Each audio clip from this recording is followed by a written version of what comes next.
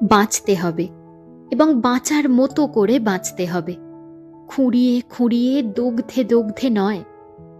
হাসতে হবে, জোর করে ঠোঁট টেনে অনিচ্ছের হাসি নয়, প্রাণ খুলে হাসতে হবে। ভাসতে শিখতে হবে, তেলে জলে একসাথে থেকেও যেভাবে তেলবিন্দু নিজেকে পৃথক করে রাখে, পৃথিবীর যাবতীয় আঘাতের ওপর নিজেকে এমনভাবেই ভাসিয়ে রাখতে হবে।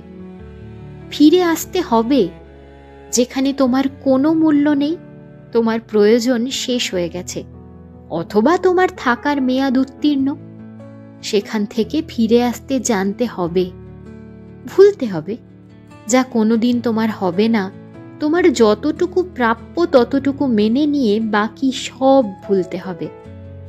তুলতে হবে, মনের ভিতর আটকে থাকা কাঁটাদের কষ্ট হলেও তুলে ফেলতে হবে। রাত দিন চুইয়ে চুইয়ে রক্তক্ষরণের চেয়ে একেবারে কাঁটা উপড়ে তুলে ফেলা ভালো।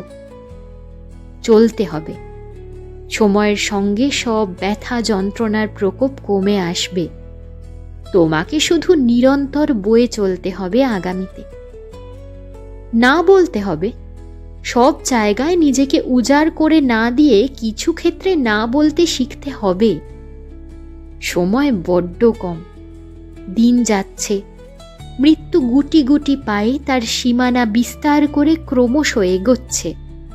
কে জানে পরজন্মে আর মানুষ জীবন পাবে কিনা, নিজেকে ভালো রাখার সুযোগ পাবে কিনা। মোট কথা, মরার আগে ভয়ে 5 বার মরলে চলবে না। বাঁচতে হবে এবং মানুষের মতো করেই বাঁচতে হবে। এতক্ষণ শুনলেন পার্বতী মোদকের কলমে লেখা কিছু কথা।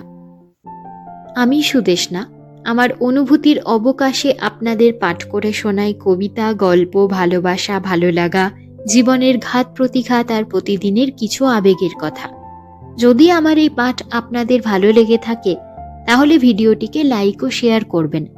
চ্যানেলটিকে সাবস্ক্রাইব করে পাশে থাকা বেল আইকনটি প্রেস করে দেবেন, যাতে নতুন ভিডিওর নোটিফিকেশন সবার আগে পৌঁছে যায় আপনাদের কাছে।